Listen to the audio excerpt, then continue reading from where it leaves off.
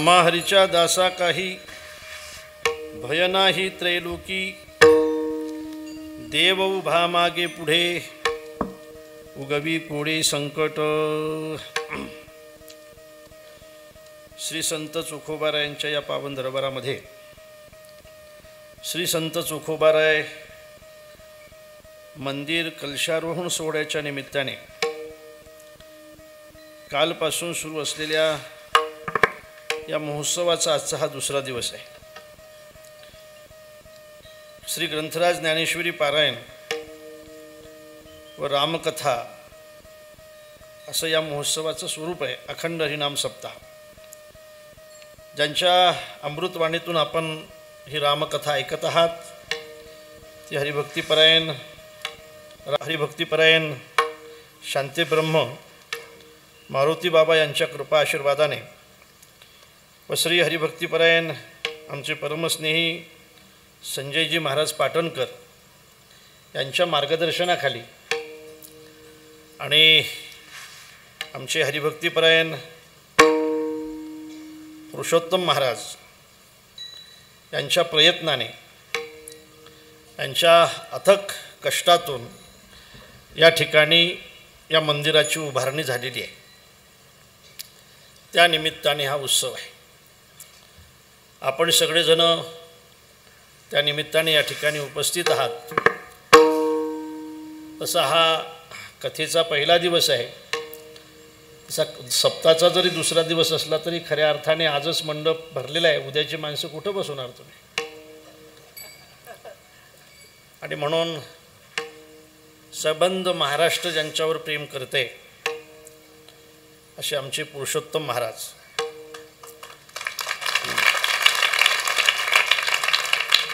त्यांचे अत्यंत जवळचे मित्र स्नेही आमचे सोपान महाराज,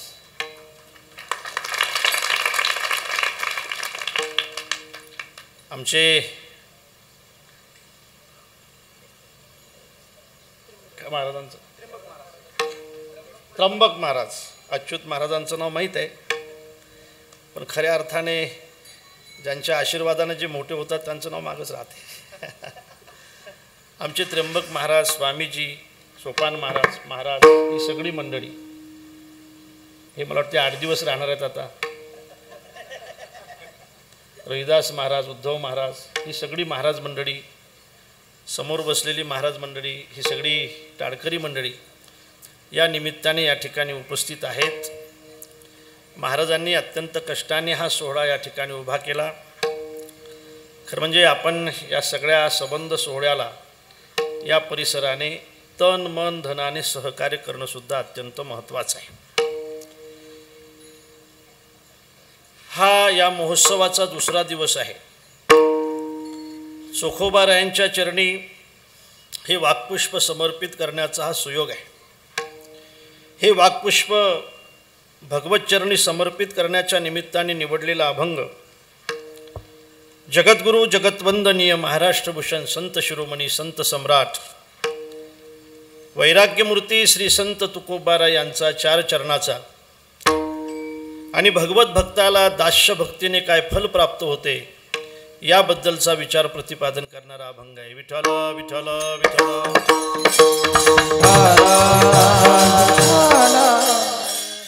तर म्हणजे एक विसरून गेलो, आजची कीर्तनरूपी सेवा हरिभक्तिपरायण श्री गुरु बंडाताते यांची होती। आजची सेवा गैरहजेरीमध्ये असलेली सेवा आहे महाराज, नाही का? तरीही एखादी अडचण जर संप्रदायामध्ये असेल आणि एखाद्या पोराला जर अडचण आली असेल तर बापाने तिथं सहकार्य केलं पाहिजे। आणि म्हणूनच खऱ्या अर्थाने आज या ठिकाणी येण्याचा योग आहे। असो, तात्यांची तब्येत लवकरात लवकर चांगली हो, तात्या लवकरात लवकर आपल्यासमोर कीर्तनासाठी उभे राहोत ही चोखोबारायांच्या चरणी या निमित्ताने मी प्रार्थना करतो।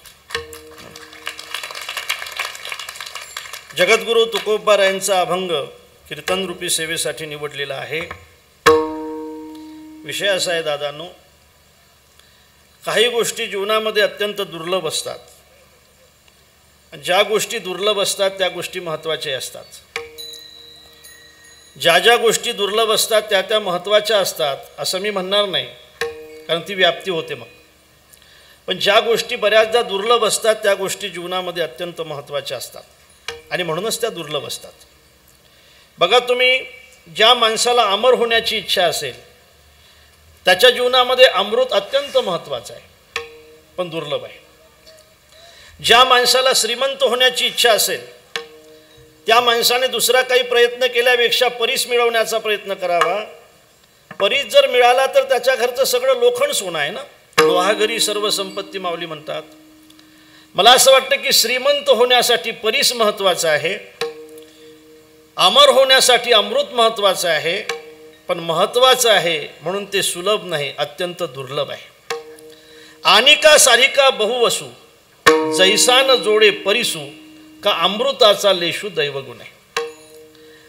अनेक दगडासारखा परीस तुम्हाला भेटणार नाही, अनेक पेयासारखं अमृत तुम्हाला भेटणार नाही.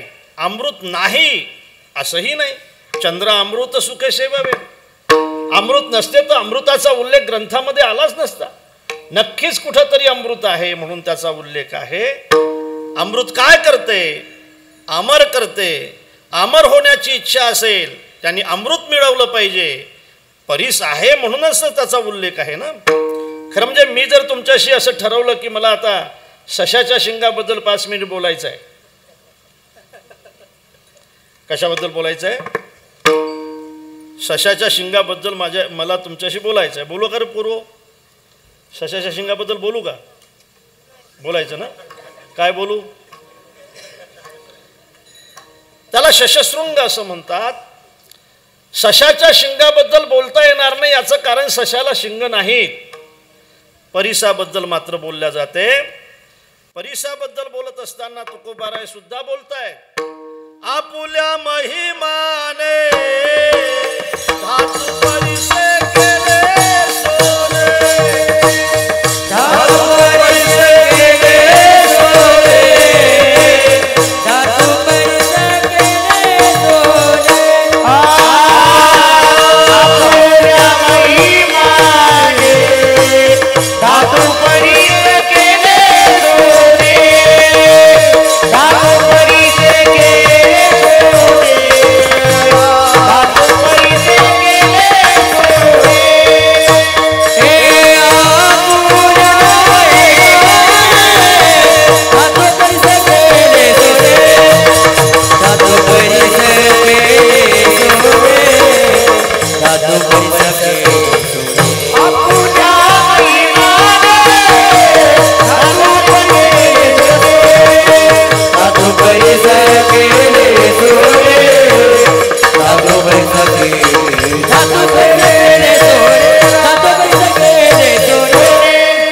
हा परिसाचा महिमा आहे.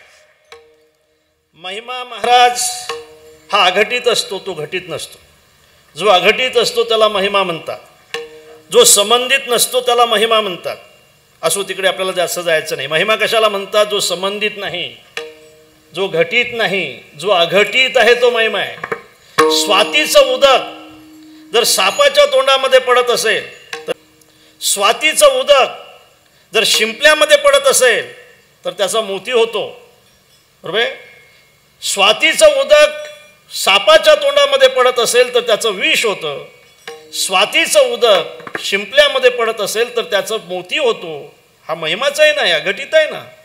स्वातीचे उदक शुक्ती मोती व्याळेविक, तोयाचे परी नावहीन उरते संतप्त लोहावरी, ते भासे नलनी दलावरी पहा सौमुक्तिकाचे परी, ते अब्धशुक्ती पुटकी मोती घडे नेटके, जाना उत्तम मध्यम अधमदशा संसर्ग योगे टिके.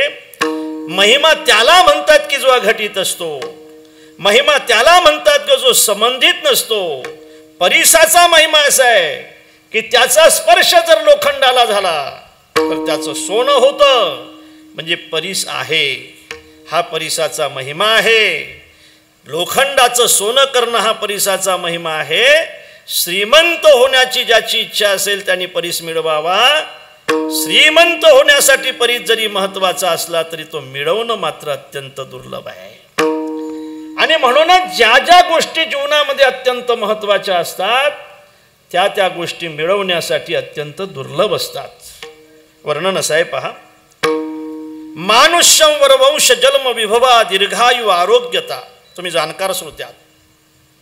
मानुष्यं वरवंश जन्म विभवा दीर्घायु आरोग्यता सन्मित्रं सुसुता सती प्रियतमा भक्तिश्च नारायणी विद्वत्वं सुजनत्वं इंद्रिय निग्रह सत्पात्रे दानं रती एतत्रयोदशा गुणा संसारिना दुर्लभा. या प्रपंचामध्ये 13 गोष्टी दुर्लभ सांगितल्या. मानुष्यम, मनुष्य देह प्राप्त होणं ही गोष्ट अत्यंत दुर्लभ आहे. त्याचा विचार आपण नंतर करू. मनुष्य देह प्राप्त झाला पण चांगल्या कुळामध्ये जन्म होणं हे त्याहीपेक्षा दुर्लभ आहे. ज्या कुळामध्ये तुमचा जन्म असेल ते कुळ श्रीमंत असणं हे त्याहीपेक्षा दुर्लभ आहे. ती श्रीमंती उपभोगण्यासाठी तुम्हाला भरपूर आयुष्य भेटणं हे त्याहीपेक्षा दुर्लभ आहे. फक्त आयुष्यच नाही तर आरोग्य भेटणं हे त्याहीपेक्षा दुर्लभ आहे. 60 नंतर सुद्धा 10 लाडूचे जोड खाणं हे दुर्लभ आहे ना. दुर्लभ आहे. श्रीमंती भेटूनही आरोग्य भेटणं, आयुष्य भेटणं हे दुर्लभ आहे. आयुष्य भेटूनही आरोग्य भेटणं ही त्याहीपेक्षा दुर्लभ आहे. पुढे असं म्हणतात की चांगला मुलगा आणखी दुर्लभ आहे. सती प्रियतमा, सती प्रियतमा, प्रियतमा सती. बरं का, सती म्हणजे मला माहीत नाही म्हणून तुम्हाला विचारतो. सती म्हणजे सती. ते प्रियतमा असणं आणखी दुर्लभ आहे. एक माणूस काय झालं महाराज, शांडल घ्यायला गेला. शांडल. आणि दुकानावर गेल्यानंतर त्याने मागितलं एक शांडल द्या साहेब. म्हटले कोणाची पाहिजे, कोणासाठी पाहिजे? म्हणे आमच्या सौभाग्यवतीसाठी पाहिजे. म्हणे अहो म्हटलं ज्यांच्यासाठी शांडल पाहिजे त्याचं माप लागेल ना. शांडलचं माप तर लागेल. कोण्या मापाची पाहिजे, माप तर लागेल. त्याला लगेच पाठ दाखवली, हे सकाळचंच माप आहे म्हणे.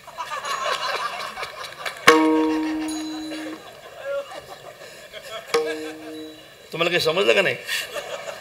हे सकाळचं ताजं माप आहे म्हणे. हे विठाला विठाला विठाला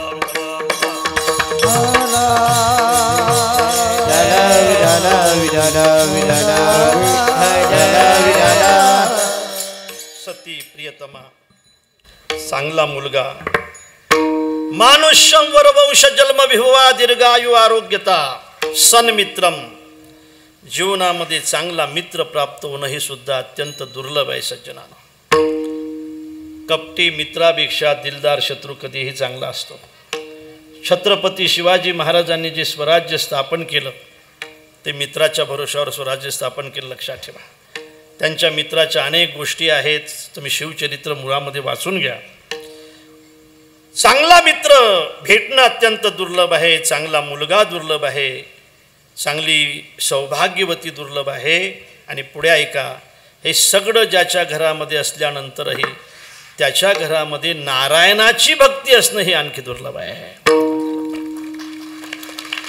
ह्या सगळ्या गोष्टी ज्या ठिकाणी असतात त्या ठिकाणी देवभक्ती असते असं नाही. या सगळ्या गोष्टी असल्यानंतर सुद्धा त्या घरामध्ये नारायणाची भक्ती असणं हे अत्यंत दुर्लभ आहे. या सगळ्या दुर्लभ वस्तूमध्ये पहिली अत्यंत दुर्लभ गोष्ट जर कोणची असेल तर मनुष्य देह प्राप्त होणं हे फार दुर्लभ आहे. महाराज म्हणतात नरदेह दुर्लभ झाला, नरदेह दुर्लभ झाला, शतवर्षाची गणना, त्यामध्ये दुःख यातना, तुम्ही आठवा मधुसूदना. वासुदेव बोला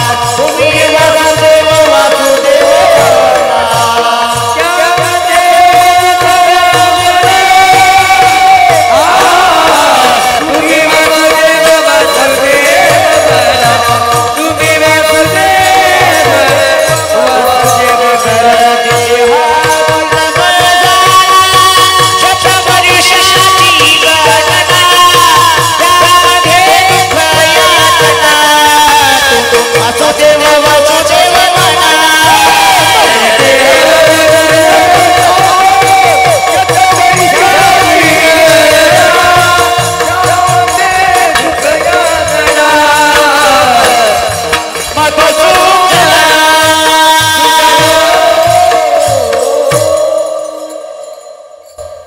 नरदेह दुर्लभ आहे, योगायोगाने भेटलेला आहे. आपण्याचे अनेक प्रमाण पाहतो नेहमी. एखाद्या आंधळ्याने टाळी वाजवावी, त्याच्या टाळीमध्ये योगायोगाने कावडा सापडावा असा घडो उपाय घडो आले घडो उपाय घडो आले घडो उपाय घडो आले घडो उपाय घडो सापडला देह काका टाळी न्याय सापडला देह काका टाळी न्याय घडो उपाय घडो आले घडो उपाय घडो आले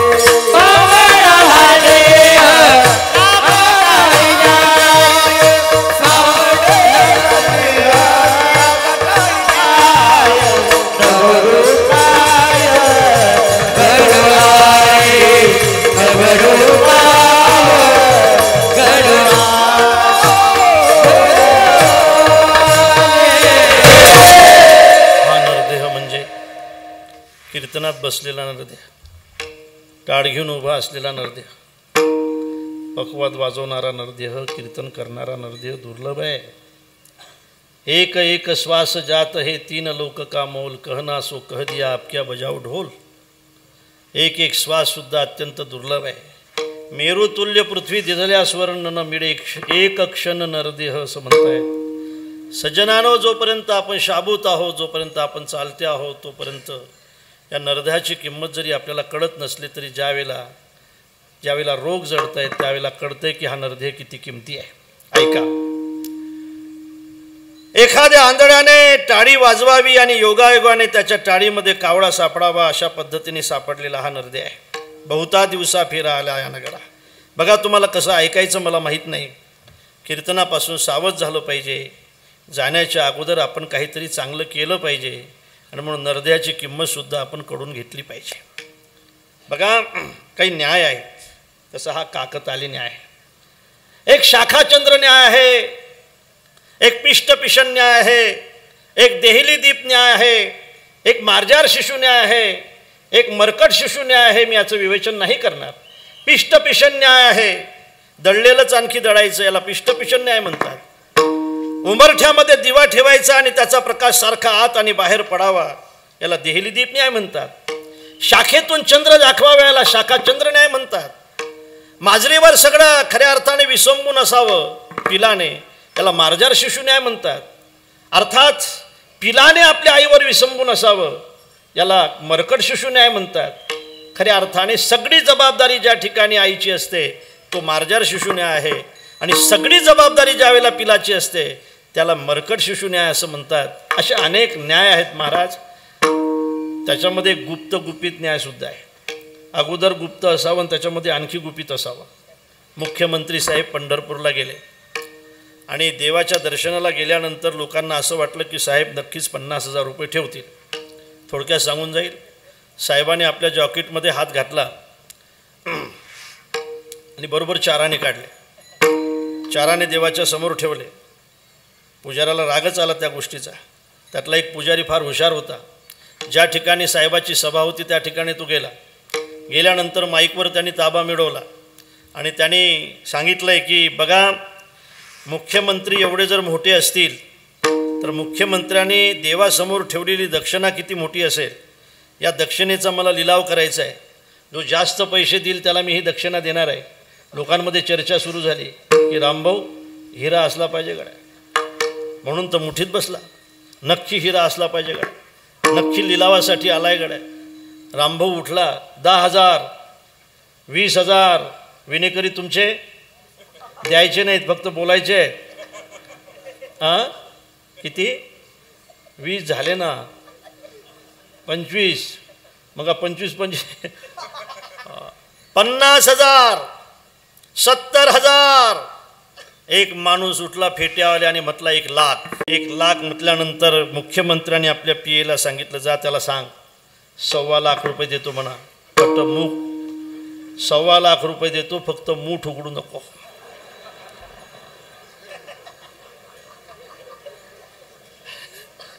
मूठ न उघडण्याचे 1.25 लाख, मूठ न उघडण्याचे 1.25 लाख, यालाच म्हणतात झाकली मूठ 1.25 लाखाची.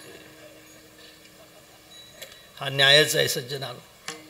तसा हा नरदेह प्राप्त झाला ना, हा आंधळ्याच्या टाळीमध्ये योगायोगाने सापडलेला कावडा आहे.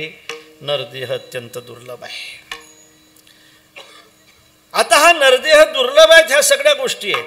दुर्लभो मानुषो देहो देहिनां क्षणभंगुरा, किंवा विवेक चुडामध्ये मध्ये आचार्य असं म्हणतायत, दुर्लभम त्रयमे वेतद देवानुग्रह हेतुकम मनुष्यत्वम मुमुक्षुत्वम महापुरुष संश्रया.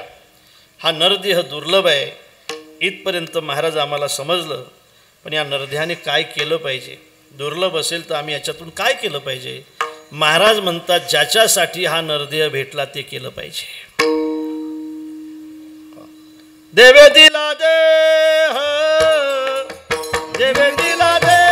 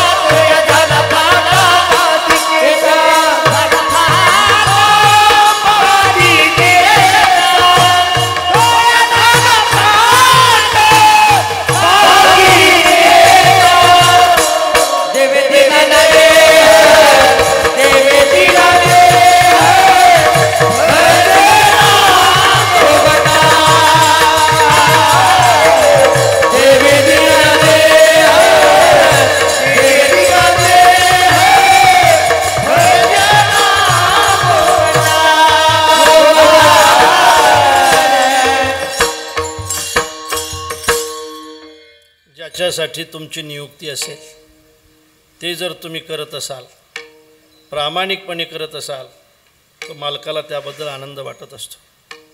मालक तुमच्याकडे लक्ष देत असतो, लक्षात ठेवा. ज्याच्यासाठी तुम्ही नरदेहाची नियुक्ती असेल, जाऊ द्या.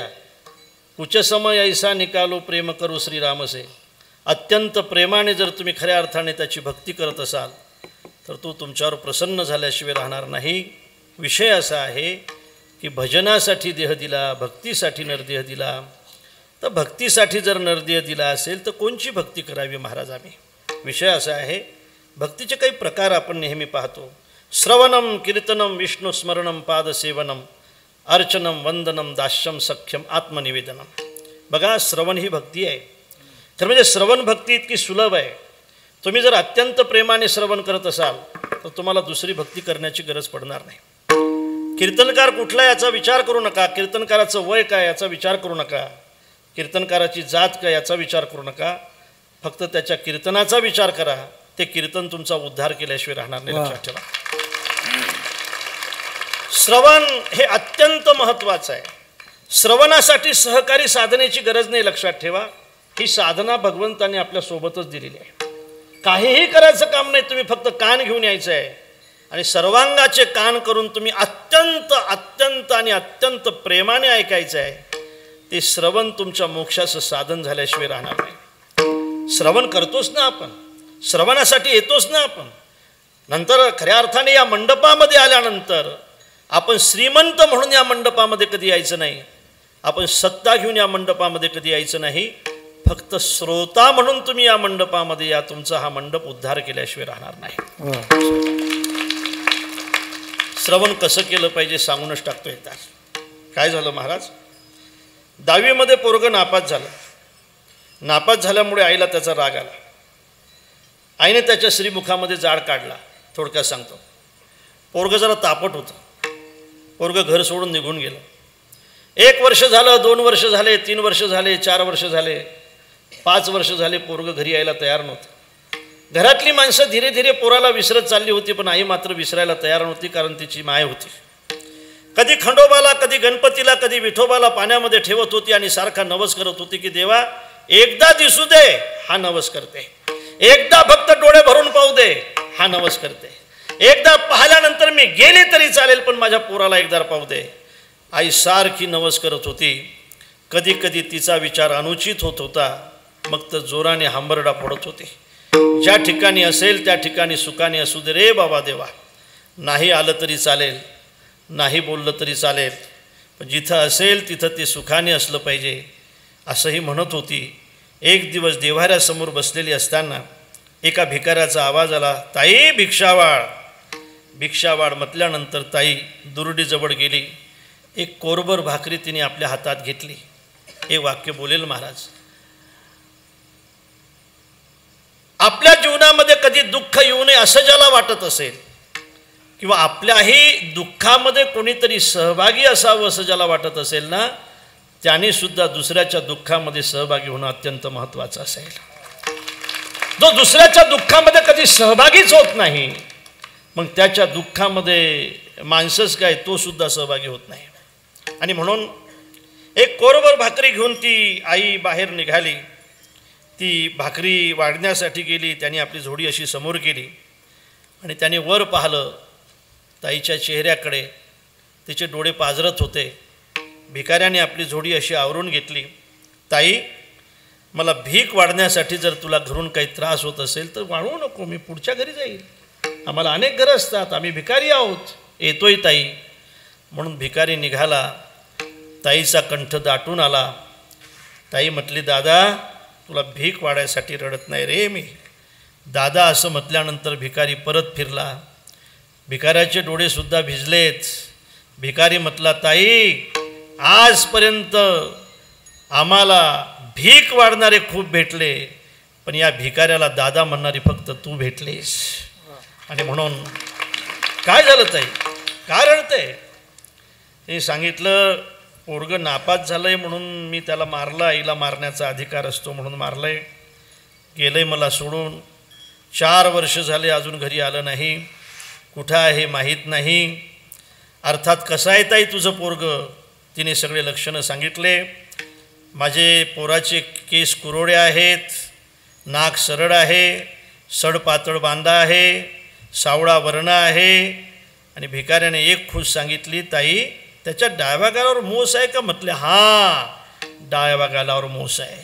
चिंता करू नको, तो जसा तुझा मुलगा आहे तसाच तो माझा आजपासून भाचा आहे. पाहिलंय मी त्याला. आता त्याला घरी आणून देण्याची जबाबदारी या मामाची आहे. तुम्हाला एक गोष्ट सांगा, असं जर तुम्हाला एखादा भिकारी सांगत असेल तर तुम्ही ऐकणार नाही? नाही ऐकणार ना. आम्ही फक्त खासदाराचं ऐकणारी माणसं, आम्ही फक्त मोठ्या लोकांचंच ऐकत असतो, आम्ही लहानसहान माणसाचं ऐकणारे नाही असं म्हणणार तुम्ही. तुमच्या मुलाची शुद्धी वार्ता एखाद्या भिकाऱ्याने सांगितली, जितकी तुम्ही प्रेमाने ऐकताय ना, तितक्या प्रेमाने तुम्ही हरिकथा आणि कीर्तन ऐका. ते कथा आणि कीर्तन तुमचा उद्धार केल्याशिवाय राहणार नाही. श्रवणाचे मीशे बैसावे साम्राज्य भुवनी सुखीनानी, साम्राज्य भुवनी सुखीनानी. श्रवणाचे मीशे बैसावे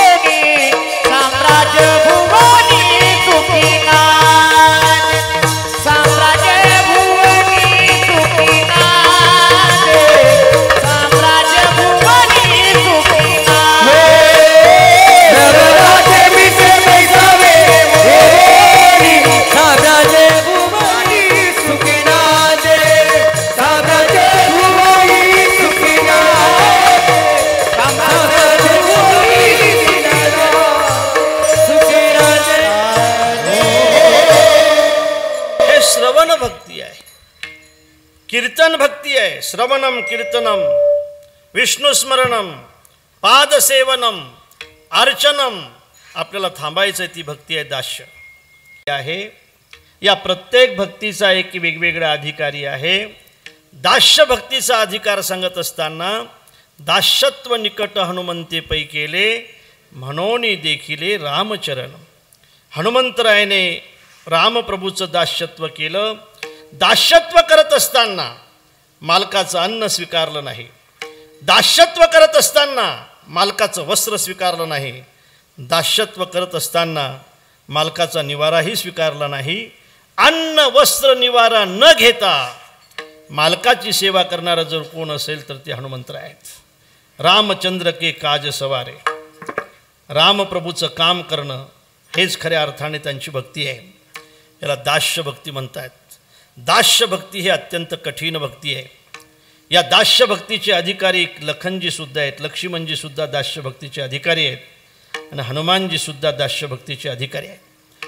हनुमंतराय दास्यत्व करण्यासाठी गेल्यानंतर हनुमंतरायची आणि रामप्रभूची ऋषमुख पर्वताच्या खाली भेट झाल्यानंतर, सुग्रीवाचं आणि रामप्रभूची मैत्री झाल्यानंतर, वालीचं आणि रामप्रभूचं अर्थात वालीचं आणि सुग्रीवाचं युद्ध झाल्यानंतर, रामप्रभूने एका वृक्षाच्या आळून बाण मारल्यानंतर ज्या वेळेला सुग्रीवाला गादी भेटते आणि गादी भेटल्यानंतर सुग्रीव त्या ठिकाणी मित्रता टिकवण्यासाठी, रामप्रभू मित्रतेचे काही लक्षणही समजून सांगतायत. घेण्या देण्यामध्ये वाद नसणे हे मित्रतेचं लक्षण आहे गड्या सुग्रीवा. आणि आपला मित्र जर संकटात असेल तर त्याला सहकार्य करणे हे मित्रतेचं दुसरं लक्षण आहे गड्या सुग्रीवा. रामप्रभू असंही म्हणतात की सुग्रीवा तुला माहीत नाही, राजा कंजूस नसावा, मित्र कपटी नसावा आणि स्त्री उलटी नसावी. उलटी समजते ना तुम्हाला, उलटी नसावी. असं जाऊ द्या, मी जास्त दृष्टांत देणार नाही. आता तुम्हाला सगळं ऐकायचंच आहे, मला अभंगासाठी बोलायचं. सज्जनानो, रामप्रभूची आणि सुग्रीवाची मैत्री होते. एक वाक्य बोलून देईल. सुग्रीव सत्ता सोडतो, सुग्रीव संपत्ती सोडतो, पण सुग्रीव साधूला सोडत नाही. आणि सुग्रीव साधूला सोडत नाही म्हणून सुग्रीवाला सत्ताही भेटते आणि सुग्रीवाला सत्ताधीशही भेटतो. संपत्ती गेली तरी चालेल, सत्ता गेली तरी चालेल, पण साधूला सोडू नका.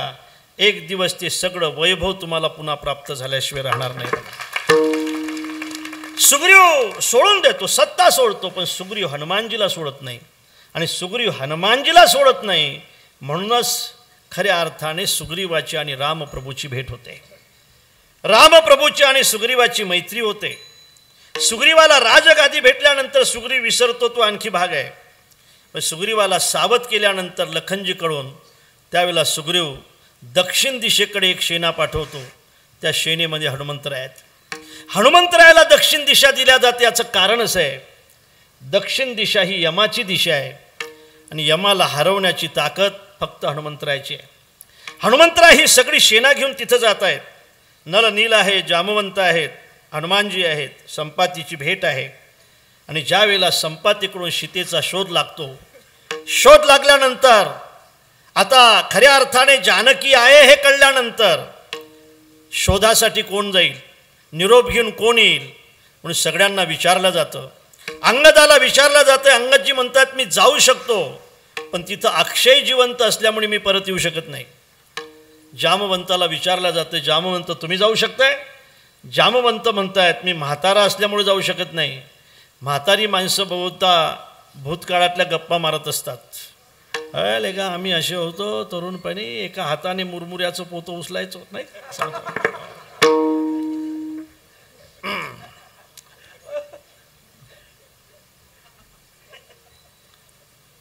हनुमंतरायाला विचारलं जाते तुम्ही जाऊ शकता? हनुमंतराय म्हणतात मी जाऊ शकतो. एका उड्डाणामध्ये 4 एरझारा मारू शकतो. त्या ठिकाणी गेल्यानंतर तुमची इच्छा असेल तर त्या पर्वताला अर्थात लंकेसहित त्या पर्वताला उचलून आणू शकतो. इच्छा असेल तर त्या ठिकाणी रावणाला आणू शकतो. तुमची इच्छा असेल तर सगळ्यांना मारून मी परत येऊ शकतो. सहित सहाय रावणही मारी, करहु यह त्रिकूट उपारी, जाववंतमय पुछहु तोई, उचित शिखावणू दिजवू मोई. अर्थात हनुमंतराय उंच पर्वतावर उभे राहतात. हनुमंतराय उड्डाण घेतात. हनुमंतरायाच्या मार्गामध्ये अनेक संकट येतात.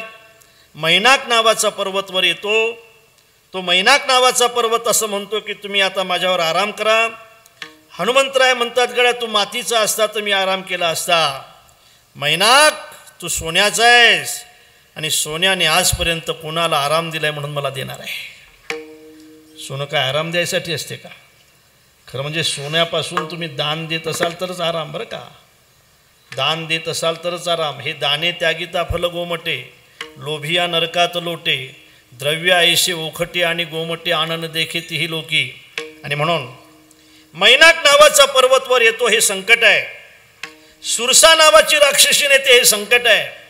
ईर्ष्या नावाची राक्षसींना प्रभू त्या ठिकाणी हनुमंतराय संपवत आहेत हे संकटच आहे. लंकिनीला संपवतात हे संकटच आहे. मशक रूप धारण करून त्या ठिकाणी हनुमंतराय सगळ्या लंकेमध्ये फिरतात. फिरत असताना त्या ठिकाणी सगळी मंदिरं त्यांना दिसतात. लंकेतल्या घराचा आकार मंदिराचा आहे, पण त्यामध्ये राहणारे मात्र सगळे राक्षस आहेत. मंदिरामध्ये शास्त्र असावे, मंदिरामध्ये शस्त्र नसावे. ज्या मंदिरामध्ये शास्त्र राहत असतील ते मंदिरं तुमचा उद्धार करतील, आणि ज्या प्रार्थनास्थळामध्ये शस्त्र राहत असतील ते प्रार्थनास्थळं एक दिवस तुमचा घात करतील. म्हणून मंदिरामध्ये शास्त्र असलं पाहिजे, शस्त्र नसलं पाहिजे. शस्त्राने भरलेले जे मंदिरं आणि प्रार्थनास्थळं असतील एखाद्या वेळेला ते धोकादायक ठरतील. आणि म्हणून त्या ठिकाणी हनुमंतराय असं म्हणतात, मंदिर मंदिर प्रतिकरी शोधा, देखे जाहात अगणित योधा.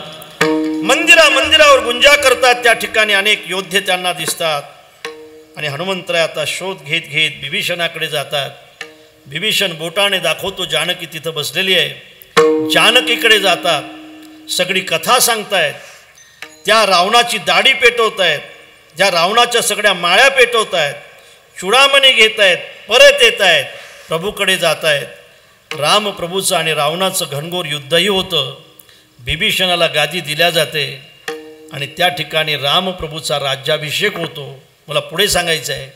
आणि हे सगळं झाल्यानंतर हनुमंतराय आपल्या आईच्या भेटीसाठी जातात. हनुमंतराय आईच्या भेटीसाठी गेल्यानंतर अंजनी माता विचारते, हनुम्या कुठं गेला होता? इतका वेळ कुठं होता? इतक्या दिवस कुठं होता? मा प्रभूच्या सेवेसाठी गेलो होतो. काय सेवा केली माझ्या प्रभूची तू? हनुमंतरायाने सांगितलं, मा हे संकट पार करत करत मी गेलो. त्या रावणाची मी दाढी पेटवली, त्या रावणाची मी माळी पेटवली. त्यावेळेला अंजनी माता म्हणते, हनुम्या तू चाटा तर मारत नाही ना? चाटा समजतात ना? तुला समजतात का? तू चाटा तर मारत नाही ना? म्हटले नाही मा. हनुम्या लेका रावणाची दाढी पेटवली तू? म्हटले हा मा. रावणाची लंका पेटवली तू? म्हटले हा मा. तो रावण कोण आहे तुला माहीत आहे? म्हटले हा मा. त्यावेळेला अंजनीने सांगितलंय, अरे इंद्र बारी, चंद्र छत्रधरी, यम पाणी वाहे घरी, वायू सर्वदा पूजे ओसरी, विधिते तकरी दडन कांडन, अश्विनी कुमार दोनी, परिमळ द्यावे श्रेयस लागोनी, विलंब होता अर्धक्षणी दासी धावणी धुमसती. या सगळ्या ओव्या पाहून घ्या. अरे वरुण देवता सडा टाकण्याचं काम करते, वायुदेवता झाडून काढण्याचं काम करते, इंद्र छत्र धरण्याचं काम करतो, नवग्रहाच्या पायऱ्या करून तो गादीवर चढतो, त्या ठिकाणी विधिनिषेध दळणकांडण करतो, खंडोबा त्यांचं दाढी करण्याचं काम करतो आणि गणपती बाप्पा गाढवा ओढण्याचं काम करतो. एवढी मोठी सत्ता आणि श्रीमंती ज्याच्याजवळ आहे हनुम्या, त्याची दाढी पेटवली म्हणतो तू? म्हटले हा मा. हनुम्या तू खोटं बोलते. हनुमंतरायाचे नेत्र ढिले होत आहेत आणि हनुमंतराय म्हणतात, मा तुझी शपथ घेऊन सांगतो मा मी हे सगळं केलं आहे. मग मात्र अंजनी माता आपल्या पोराचा हा प्रताप ऐकून आलिंगन देते. हनुम्या हे सगळं केलं आहे तू? म्हटले हा मा. हे सगळं करून आलो आहे मामी. रामप्रभूच्या कृपेने हे सगळं केलं आहे मामी. त्यावेळेला अंजनी माता विचारते, दास्यभक्ती आहे. हनुम्या हे सगळं करताना तुला भय कसं वाटलं नाही रे? तू घाबरला कसा नाही रे? तू भिला कसा नाही रे? हनुमंतराय म्हणतात, मा आम्ही हरीचे दास आहो. हरीच्या दासा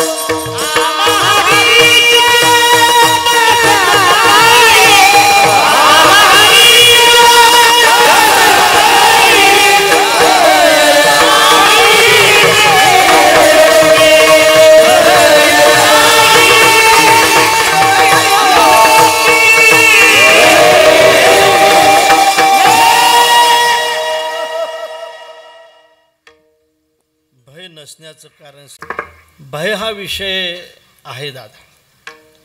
प्रपंचामध्ये माणसं भयभीत आहेत. भेको धावती तंच धावती पणी सर्पसिकी धावती असं म्हणतात. उंदीर जर धावत असेल ना समजून चालाव त्याला मांजरेचं भय आहे. मांजर जर धावत असेल ना समजून चालाव त्याला कुत्र्याचं भय आहे. कुत्रं जर धावत असेल तर समजून चालाव त्याच्या पाठीमागं असं समजू तरस लागलेला आहे. तडत जर धावत असेल तर त्याला वाघाचं भय आहे. भय कोणाला नाही, सगळे भयभीत आहेत. अरे कोणचंच भय नसलं तरी मरणाचं भय तर सगळ्यालाच आहे ना. सगळे दुःखी आहेत या भयाने. काय झालं, एक विदर्भातला मुलगा, महाराज सोपान महाराज, तुम्ही मराठवाड्यातल्यात म्हणून सांगतो, जोडजोडच आहे आपण म्हणा. विदर्भातला एक मुलगा नोकरीसाठी मुंबईला गेला. गेल्यानंतर नोकरी कुठंच भेटत नाही म्हणून एक सर्कसकडे गेला. त्या विचारलं त्या मालकाला, मला नोकरी मिळेल का? म्हणे मिळेल. काय नोकरी करावं लागेल? काही नाही म्हटले, तुला 200 रुपये रोज मिळेल खाऊन पिऊन. म्हटले बरं आहे, मग खाऊन पिऊन 200 मिळत असेल तर काय व्हावं लागेल? काय म्हणे, काय करावं लागेल मला? काही नाही म्हणे, तुला अस्वल व्हावं लागेल. अस्वलाचं कातडं तुझ्या अंगावर टाकलं जाईल, अस्वल व्हायचं, तेवढं झालं की बस तुझी ड्युटी संपली. झालं ते अस्वल झाल्यानंतर सोडलं अस्वल आतमध्ये आणि तिकडून पिंजऱ्यात वाघ होता. त्या वाघाचं फाटक उघडलं, वाघ वा वा करत बाहेर. ते म्हणजे मेलो आता काय राहिलं म्हणे. एवढा मोठा वाघ आल्यावर काय जगायचं म्हणे. आता पैसे गेले ना आपणही गेलो म्हणे. ते अस्वल पळायला लागलं. तो वाघ म्हटलं अरे थांब, मला 300 रुपये रोज आहे.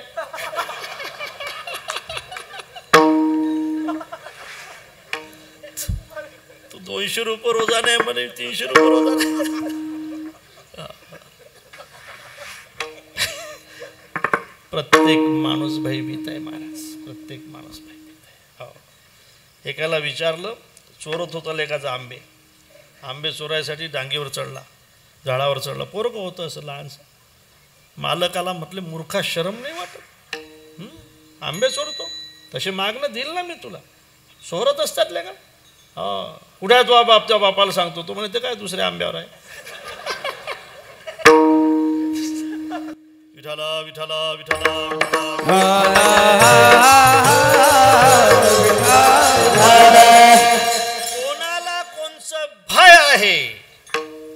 जरी माणूस सांगत नसला तरी प्रत्येक माणूस भयभीत आहे. लक्षात ठेवा, प्रत्येक माणूस भयभीत आहे. हो, भयभीत आहे. एका शिक्षकाने व्याजाने पैसे दिले, कारण पगार जास्त होता. शिक्षकाला तसे पगार जास्त आहेत आता. आणि ज्याला व्याजाने पैसे दिले त्याचं पोरगं त्या शाळेत शिकत होतं. आणि त्या पोराला विचारलं, का रे तुझ्या बापाला मी 5,000 रुपये दिले म्हणे, 3 रुपये शेकड्याने, 5 महिन्यात त्याचे किती पैसे होतील?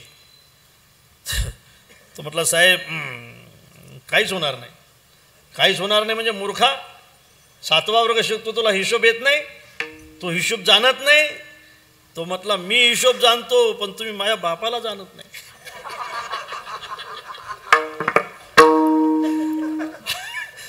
माझा बाप असा आहे म्हणजे ज्याचे घेतले त्याला कधी परत दिलेच नाही. हे त्या पोरालाच माहित होतं. फक्त भय नाही असा माणूस नाही दादा. अभय कोण आहे?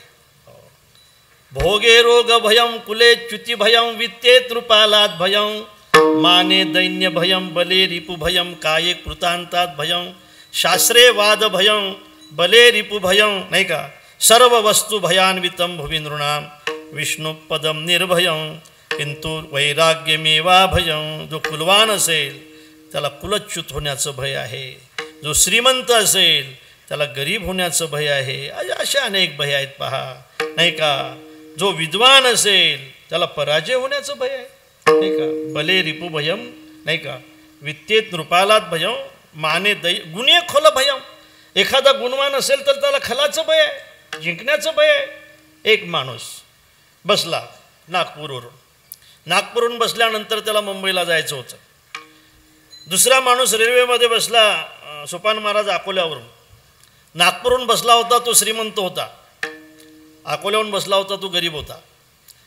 रेल्वेत गर्दी जरा कमीच होती, त्यामुळे दोघं आमने सामने बसले. रेल्वे मलकापूरपर्यंत गेली.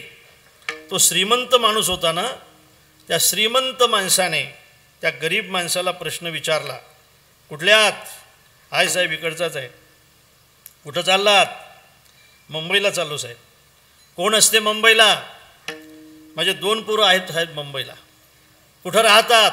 पुलाखाली राहतात साहेब. काय करतात? रिक्षा चालवतात साहेब. अच्छा, जरा शेतकरी दिसता? हा साहेब शेतकरीच आहे साहेब. जरा खेड्यातले दिसता? हा साहेब हे काय बघा बघा हे खेड्यातलाच आहे साहेब. जरा बावलट दिसता? हा साहेब शेतकरी बावलटच असतात साहेब. म्हणून ते यावर्षी जास्त कांदा पेरला साहेब. अच्छा, तुम्हाला पत्ता कित्ता खेळता येतो का? नाही साहेब, आपल्याला पत्ता जमत नाही साहेब. अच्छा, जरा अशिक्षित आहात, पत्ता जमत नाही तुम्हाला साहेब? म्हटले आम्हाला जमतो. कोण शिकवला साहेब तुम्हाला पत्ता? माझ्या बापाने शिकवला. गरीब म्हणून म्हटला, नालायक होता साहेब तुमचा बाप, म्हणून त्याने पत्ता शिकवला. तुमचा बाप जर चांगला असता तर त्याने तुम्हाला हरिपाठ शिकवला असता. तुमचा बाप जर शहाणा असता तर त्याने तुम्हाला कीर्तन शिकवलं असतं. तुमचा बाप जर समजदार असता तर तुमच्या बापाने तुम्हाला चोखोबा राहायचं मंदिर बांधायला शिकवलं असतं. पागल होता साहेब तुमचा, मनात म्हटलं बरं.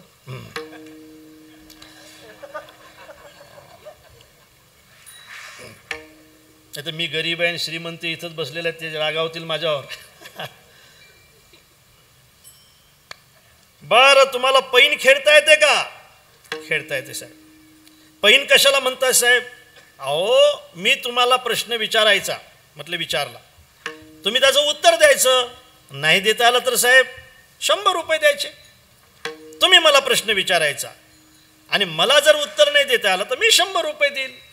अच्छा साहेब. पण साहेब एक गोष्ट करू आपण, पैन खेळू आपण. पण तुम्ही शहरातले आहात, मी खेड्यातला आहे. तुम्ही सुशिक्षित आहात, मी अशिक्षित आहे. तुम्ही श्रीमंत आहात, मी गरीब आहे. पैन खेळू आपण. पण तुम्ही हारला तर तुम्ही 100 रुपये द्यायचे, मी हारलो तर मी 5 रुपये देईल. श्रीमंत माणसाला असं वाटलं की आपण असे प्रश्न विचारू, असे प्रश्न विचारू, असे प्रश्न विचारू. आज कोकणामध्ये कोणाच्या सभा आहेत याला काय माहीत आहे, द्या 5 रुपये. सांगता नाही आलं म्हणजे असं विचारू. आता तेल कोणाचं गेलं याला काय माहिती आहे, द्या 5 रुपये. तूप कोणाचं गेलं याला काय माहीत आहे, द्या 5 रुपये. तेलही गेलं आणि तुपही गेलं असं कोण आहे?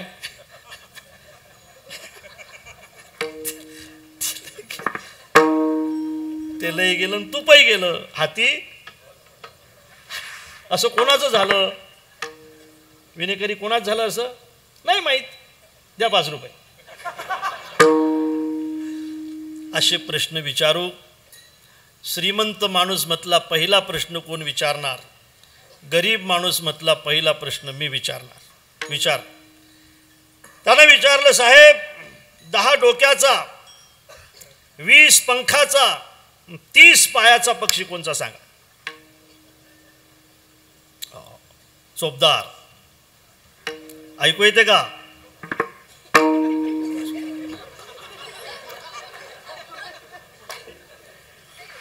तीस पायाचा, 20 पंखाचा, 10 डोक्याचा पक्षी कोणचा?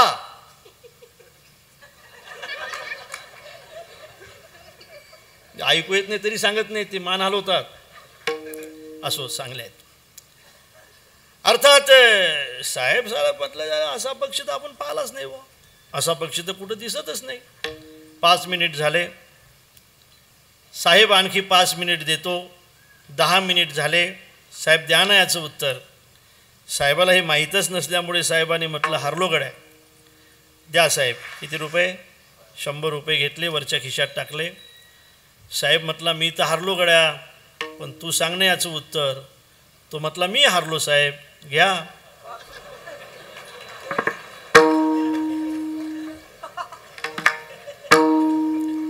ते साहेब थांबलंच नाही तिथं. नको रे म्हणे, बा हे लय विचित्र दिसते. गुणो खल भयम.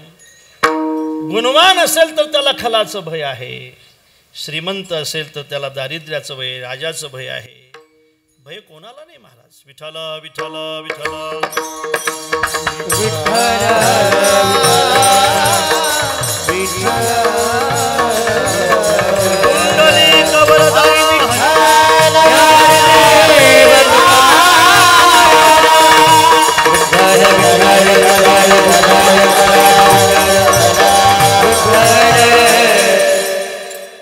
महाराज म्हणतात आम्ही हरीचे दास आहोत, आम्हा हरीच्या दासाघाई भय नाही ते लोकी. महाराजांना विचारू, तुम्हाला भय नसण्याचं कारण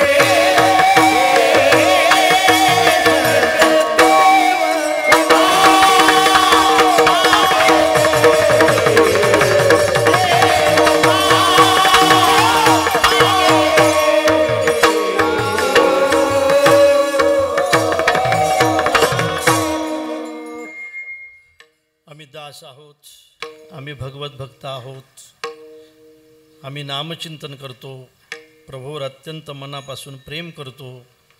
असं जर करत असाल तर चिंता करू नका माझ्या दादांनो. तो तुमच्या मागं पुढे उभं राहिल्याशिवाय राहणार नाही. देव उभा मागे पुढे उगवी कोडे संकट. काय असते महाराज? संकट एक प्रकारचं नसते, संकट अनेक प्रकारचे असतात. प्रल्हादावरचं संकट वेगळं होतं, नरसिंह मेहताचं संकट वेगळं होतं, नामदेव महाराजांचं संकट वेगळं होतं, गोरोबा काकाचं संकट वेगळं होतं. जसं संकट असेल तसा प्रभू झाला आहे. माझ्या चोखोबारायचं संकट त्याहीपेक्षा वेगळं होतं. चोखोबारायच्या संकटाचा विचार करत असताना असं आहे की चोखोबारायचं गाव मेहुणा राजा, चोखोबाराय गावकोच बांधण्याच्या निमित्ताने मंगलवेढ्याला गेले. चोखोबाराय खरं म्हणजे चोखोबारायची सौभाग्यवती आणि सौभाग्यवतीचं बाळांपण जवळ आलं. सौभाग्यवती चोखोबारायला म्हटली, मालक, तुमच्या घरामध्ये धान्य नाही, तुमच्याजवळ पैसे नाहीत, माझे दिवस आता पूर्ण होत चाललेत, पण मला असं वाटतं एखादं बाई माणूस तरी घरी असलं पाहिजे ना. जा ना, आणा ना तुमच्या बहिणीला. अशा वेळेला जर सोयरे कामा पडत नसतील तर मग सोयरे कधी काय अर्थाने काय म्हणायचं त्यांना. आणा ना तुमच्या बहिणीला. चोखोबारायने ऐकलं. चोखोबाराय बहिणीच्या घरी निघाले. पंढरपूरची आठवण आली. चोखोबाराय पंढरपूरला निघून गेले. चोखोबाराय बारीमध्ये उभे राहिलेत. चोखोबाराय दर्शन घेण्यासाठी पुढे जाता जाता त्या असं कल्पना करा की त्या चांदीच्या दरवाजाजवळ आले. चोखोबाराय आणखी पुढे गेले. चोखोबाराय त्या साखळीपर्यंत पोचले. चोखोबारायला देवाने पाहिलं. चोखोबा, तुझ्या घरामध्ये इतकं मोठी अडचण आहे, एवढं मोठं संकट आहे, तुझी सौभाग्यवती एकटीच आहे, तिचे दिवस पूर्ण झालेत, तुला बहिणीच्या घरी पाठवलं होतं ना चोखोबा. बहिणीचं घर विसरून जर गड्यात तू माझ्या घरी आला असेल, तुझा प्रपंच विसरून जर तू पंढरपूरला आला असेल, तर मला सुद्धा पंढरपुरातले सगळे भोग विसरून आता तुझ्या घरी गेलं पाहिजे, तुझ्या घरी गेलं पाहिजे. ठरवलं देवाने. चोखोबारायच्या घरी जायचं ठरवलं. चोखोबारायचं बहीण होण्याचं सौभाग्य प्रभूला प्राप्त झालं. नाटकामध्ये सुद्धा पात्र भेटायला भाग्य लागते महाराज. देवाचं हे भाग्य होतं की देवाला चोखोबारायचं बहीण होण्याचा योग प्राप्त झाला आहे. चोखोबारायची बहीण होणं तसं कठीण होतं. चोखोबाराय गरीब होते, त्यातल्या त्यात आणखी चोखोबा होते, त्यांची ही बहीण होती. अनेक ठिकाणी थिगडं लावलेलं पातळ होतं. चोखोबारायच्या बहीणने एक डोक्यावर गठोड घेतलं, एक काखीमध्ये घेतलं. चोखोबारायची बहीण मेहुणा राजाला आली. चोखोबारायचं घर होतं, कुळाचं घर होतं, फटी पडलेला दरवाजा होता. बिचारी एकटीच घरामध्ये बसली होती. संध्याकाळची वेळ होती आणि बाहेरून आवाज आला, वहिनी उघडा दार.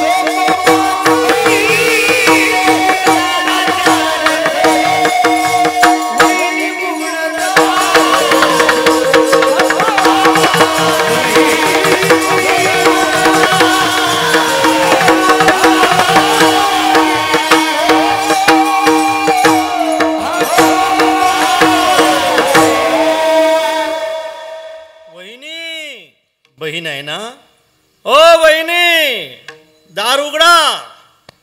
वहिनी असा आवाज आल्यानंतर वहिनीने दार उघडलं. समोर चोखोबारायची बहीण दिसली. वहिनी काय म्हणते माहित आहे? बरे बाई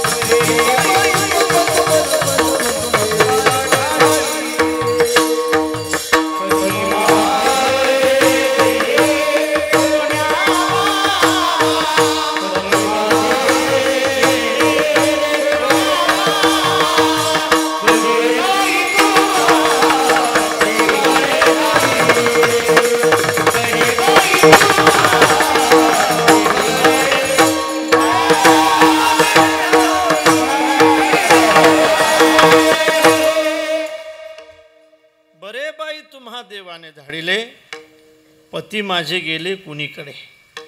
बाई बरं झालं देवाने तुम्हाला पाठवलं. असं कुणाला म्हणते? देवालाच म्हणते ना. बरे बाई तुम्हा देवाने धाडिले. त्या ठिकाणी बहिणीचं येणं झालं. आता बहीण त्या ठिकाणी आली. बहीण सकाळी उठत होती, बाहेरच्या चुलीवर पाणी तापत होती, सगळं घर सारून काढत होती. घराच्या समोर छोटंसं अंगण होतं, त्याच्या सडा टाकत होती आणि त्याच्याबरोबर मध्यभागी आहे ना अशी बरोबर जागा सारवत होती. खाली बसून मस्त रांगोळी काढत होती. कोण? चोखोबारायची बहीण. चोखोबारायची बहीण मस्त रांगोळी काढत होती. इंद्र चंद्र महेंद्र याचीची पूजिती, श्रुती शास्त्र तेही यातीची सविती, महासिद्ध मुनी ध्यानी आराधिती, निळा म्हणे तो हा जोडला सांगाती हो, इंद्रादिक देव ज्याची पूजा करताय तो देव. चोखोबारायच्या दारामध्ये रांगोळी काढायचं काम करतोय. घर सारून काढणं आहे, कूड लिपून काढणं आहे, भांडे घासून काढणं आहेत, गोदड्या धुवून काढणं आहे. मोहल्ल्यातल्या बाया चर्चा करतात, बाई याच्या अगोदर पोरगी यायची, सारखं भांडणं करायची, काय झालं बाई या पोरीला, किती काम करते पोरगी. सगळं काम चोखोबारायची बहीण करायची. वहिनी काम नाही करायचं तुम्ही, आता मला पाठवलं ना दादाने, सगळं कामाची जबाबदारी आता माझी आहे. चोखोबारायची बहीण सगळे कामं करते. चोखोबारायला मुलगा होतो आणि त्या ठिकाणी सगळ्या सवासनीला बोलावला जाते. ओ सखू, ओ गंगू, या सगळ्या सवासनी तिथे येतात. बोलावनी सवासनी पाळणा घातले आणि नाव ते ठेविले कर्ममेळा. चोखोबारायच्या मुलाचं नाव कर्ममेळा असं ठेवलं जातं. 1.25 महिन्याचा मुक्काम होतो. 1.25 महिना झाल्यानंतर दादा येईल ना, तो मला क्षमा करणार नाही. म्हणून वहिनी आता चोखोबारायची बहीण वहिनीच्या समोर हात जोडून उभी राहते आणि म्हणते, वहिनी जाते वहिनी आता आमूच्या घराला, जाते वहिनी आता आमूच्या घराला आणि रागे भरतील मला धनी माझे. वा, धनी माझे. जो सगळ्यांचा धनी आहे तो म्हणतोय की माझे धनी माझ्यावर रागावतील. वहिनी जाते वहिनी आता आमूच्या घराला, रागे भरतील मला धनी माझे. वहिनी म्हणते, नाही बाई, घरधनाला येऊ द्या, तुमची बोडवण करतील, येऊ द्या, घरधनी करतील बोडवण. काय मी उत्तीर्ण हो आता, येऊ द्या बाई, तुमच्या भावाला येऊ द्या, माझ्या घरधनाला येऊ द्या, तुम्हाला पातळ घेतील. इतक्या दिवस तुम्ही काम केलं बाई आमच्या घरी, तुम्हाला जर पातळ नाही घेतलं तर काय म्हणतील सासरच्या महिला. बहिणी कधी कधी घरूनच पातळ घेऊन येत असतात, नेसून जाताना म्हणत असतात की माझ्या भावाने घेतलंय म्हणून. त्यावेळेला माहेर सोडत असताना मुली जशा रडत असतात तशी चोखोबारायची बहीणसुद्धा रडते. माझ्या भावाची सेवा झाली, खरं म्हणजे खूप दिवस करायची होती, नाही फेटलं ऋण माझ्या भावाचं. पण माझा भाऊ आता येणार आहे, तो मला पाहिल्यानंतर क्षमा करणार नाही, तो आपल्या जीवाचं काही केल्याशिवाय राहणार नाही. म्हणून चोखोबारायची बहीण आता निघते, माहेर सोडत असताना रडते. चोखोबारायची सौभाग्यवती म्हणते, बाई थांबा बाई, आता शिवते मी चोळी. बाई थांबा थोडं, थांबा बाई आता शिवते मी चोळी. न लगे वनमाळी बोलत असे, चोळीसुद्धा नको वहिनी, माझी प्रार्थना आहे तुम्हाला. वहिनी मी तुम्हाला शब्द देते, तुमच्या प्रपंचामध्ये कोणची अडचण असू द्या वहिनी, फक्त माझं स्मरण करा, मी आल्याशिवाय राहणार नाही. वहिनी एखाद्या वेळेला जर तुम्ही खूप धुणं काढलं ना आणि धुणं घेऊन जा नदीवर, माझं स्मरण करा, तुम्ही फक्त बाजूला बसून माझ्याशी गप्पा करा, मी सगळं धुणं धुवून देईल वहिनी तुमचं. वहिनी एखाद्या वेळेला भांडे काढलेत ना तुम्ही जास्त दिवाळीचे नाही का, तर फक्त मला स्मरण करा, मला आवाज द्या, मी तुमचे भांडे घासून द्यायला येईल वहिनी. तुम्ही सारवून काढलं तर मी तुमचं सारवायला येईल वहिनी. वहिनी मी सगळे कामं करेल तुमचे, फक्त माझी विनंती आहे तुम्हाला, माझ्या भावाचा प्रपंच फाटका आहे, त्याला सांभाळा, तुमचे उपकार मी कधी विसरणार नाही वहिनी. चोखोबारायची बहीण मेहुणा राजा सोडत असताना रडत होती, माहेर सोडताना रडतायत तशी रडत होती आणि आपल्या वहिनीला म्हणत होते, वहिनी येते मी, जाते मी, नको मला चोळीसुद्धा नको, मला पातळही नको, माझा भाऊ गरीब आहे. आणि म्हणून माहेर सोडताना रडत रडत चोखोबारायची बहीण माहेर सोडते. सज्जनानो, हे माझ्या चोखोबारायच्या प्रपंचावरचं संकटच होतं, पण प्रभू त्या ठिकाणी चोखोबारायची बहीण झाला. प्रल्हादावरचं संकटच होतं. काल परवाच नरसिंह जयंती झाली, त्या ठिकाणी प्रभू त्या खांबातून प्रगट झाला. अरे भक्तावर जसं संकट असेल तसा होलाल स्वरात.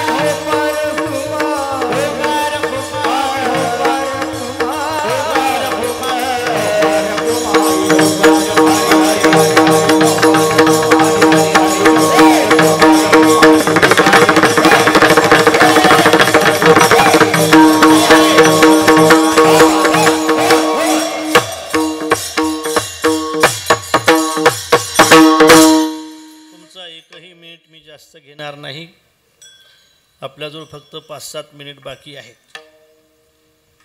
महाराजांनी त्यांची मनीषा मला बोलून दाखवली, त्यांची इच्छा मला बोलून दाखवली की महाराज चोखोबारायचं मंदिर तर या ठिकाणी झालं.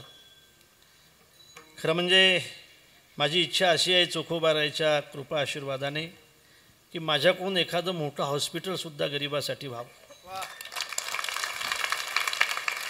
त्या ठिकाणी गरिबांसाठी उपचार व्हावेत अशी महाराजांची इच्छा आहे. माझ्याकडून काही गायीचंसुद्धा संरक्षण व्हावं अशी त्यांची इच्छा आहे. गाय सांभाळल्या गेली पाहिजे. असा एकही ग्रंथ नाही की ज्या ग्रंथामध्ये गायीचं महत्त्व सांगितलेलं नाही. असे एकही संत नाही की ज्याने गायीबद्दलचा विचार आपल्याला सांगितला नाही. गाय हा आपली देवता आहे. असो तो भाग फार मोठा आहे, त्याच्याबद्दल बोलायचं म्हटलं की स्वतंत्र 2-4 तास बोलावं लागेल. आणि म्हणून महाराज म्हटले की मला जर खऱ्या अर्थाने कुठं जागा उपलब्ध झाली तर मी या हॉस्पिटलचा आणि गोरक्षणचा विचार करतो. मी आपल्या परिसरातील सगळ्या लोकांना विनंती करतो, मला असं वाटतं की कुठं एखादी E-क्लासची जागा असेल तर त्यांना उपलब्ध करून द्या, नाही का. परिसरातली काही मंडळी या ठिकाणी आली असेल, मी माझ्याहून बोलतो बरं का, मी त्यांनी सांगितलं म्हणून नाही, असेल तर त्या जागेची उपलब्धी आपण त्यांना करून द्यावी. कसं असते पहा, मला माहीत नाही की ते पहिले किती श्रीमंत होते, पण त्यांच्यावर पाटणकर महाराजांची कृपा झाली असं म्हणू. आणि आज ते महाराष्ट्रभर फिरत आहेत. त्यांच्या आवाजामध्ये जादू आहे. त्यांचा आवाज ऐकला की लोक मंत्रमुग्ध होतात. आणि आमचा आवाज ऐकला की लोकांना असं वाटते आपण कुंभारवाड्यातच आहोत.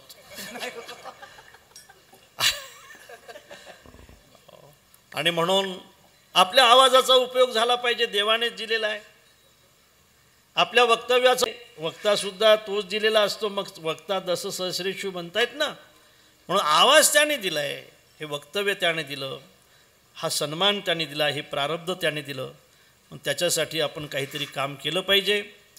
जो समाज आपल्यासमोर असतो तो खेळातला समाज आहे, गरीब समाज आहे, त्याच्यासाठी काम केलं पाहिजे अशी त्यांची इच्छा आहे. आणि अशी जर त्यांची इच्छा असेल तर खऱ्या अर्थाने आजचा कीर्तनकारसुद्धा त्यांचं स्वागत केल्याशिवाय राहणार नाही. ही इच्छा कीर्तनकाराची असली पाहिजे. यावत भ्रियते जठरम तावत सत्वम ही देहिनाम अधिकम योभिमन्येत सस्तेनो दंडमरहती, भागवतामधले श्लोक आहे. न्यायोपार्जित वित्तेन दशमांशेन धीमतां कर्तव्य विनियोगश्च ईश प्रीत्यर्थ हे तवे. किमान संपत्तीतला 10वा हिस्सा तुम्ही दिला पाहिजे. आणि आमच्याबद्दल विचार करत असताना भागवताने सांगितलं आम्ही सगळंच दिलं पाहिजे, फक्त पोटा इतकंच ठेवलं पाहिजे. यावत भ्रियते जठरम, जवळ जठरा लागत असेल तेवढं ठेवायचं, बाकीचं धर्मकार्यात खर्च करायचं. मग अशी जर इच्छा खऱ्या अर्थाने या तरुण कीर्तनकारांची असेल, आमचे सोपान महाराज आहेत, पुरुषोत्तम महाराज आहेत, आणखी काही तरुण खऱ्या अर्थाने कीर्तनकार मंडळी आहे. प्रारब्ध हे प्रारब्ध असते, लक्षात ठेवा. अनेक ज्ञानेश्वरी पाठ करणारे साधक आहेत, अनेक प्रस्थांतरे करणारे साधक आहेत, पण बिचारे दुसऱ्याच्या वखरावर जातात. आपलं प्रारब्ध आहे. आपल्या पुढे हा समाज आहे. खरं तर तुमच्या पुढे तर फार मोठा समाज आहे. हे प्रारब्ध जर असेल आणि या प्रारब्धाचा जर तुम्ही योग्य विनियोग करत असाल तर पुढचं प्रारब्ध याहीपेक्षा तुमचं मोठं झाल्याशिवाय राहणार नाही. आणि म्हणून असा विनियोग करण्याची जर या लोकांची इच्छा असेल, या तरुण सगळ्या कीर्तनकाराची इच्छा असेल, तर मला असं वाटतंय की त्यांना जी उपलब्ध पाहिजे त्याची उपलब्धी त्या परिसराने करून दिली पाहिजे अशी आपल्याला प्रार्थना करतो. या ठिकाणी महाराज असं म्हणतात की आम्ही प्रभूचे दास आहोत. आमच्या मागे पुढे तो उभा आहे. मागे पुढे उभा राहे सांभाळीत आलिया आगाद निवाराया. आणि म्हणून तो आमच्या मागे पुढे उभा आहे. आम्ही त्याचे दास आहोत. त्याच्या मागे पुढे आमच्या मागे पुढे तो उभा आहे. आमच्यावर जर एखादं संकट असलं तर ते संकट तो त्याचं मानतो, नाही का. आणि ज्या पद्धतीने संकट असेल त्या पद्धतीने होतो. मग ज्या पद्धतीने संकट असेल त्या पद्धतीने जो होत असेल, आमच्या मागं पुढे जर तो त्या ठिकाणी उभा असेल तर